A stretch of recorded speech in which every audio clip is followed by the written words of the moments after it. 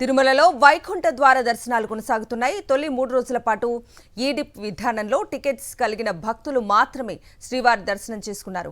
ఇవాళ నుంచి మిగిలిన 7 రోజుల పాటు సర్వదర్శనం కల్పించనున్నారు. ఇందుకోసం నిన్న సాయంత్రం 6 గంటల నుంచే భక్తులను క్యూ లైన్లోకి అనుమతిస్తున్నారు.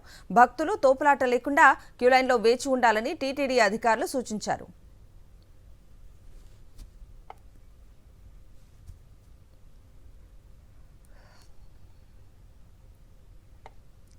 తిరుమలలో గత దశాబ్ద కాలంలో ఎన్నడూ లేని విధంగా గత నెల 27న అత్యధికంగా 5.13 లక్షల లడ్డూలను భక్తులు కొనుగోలు చేశారు.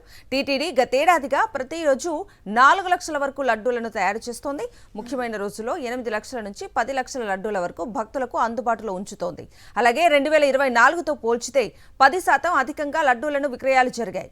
2024లో 12.15 కోట్ల లడ్డూలను విక్రయించగా 2025లో 13.52 కోట్ల లడ్డూలను టీటీడీ విక్రయించినట్లుగా తెలిపింది.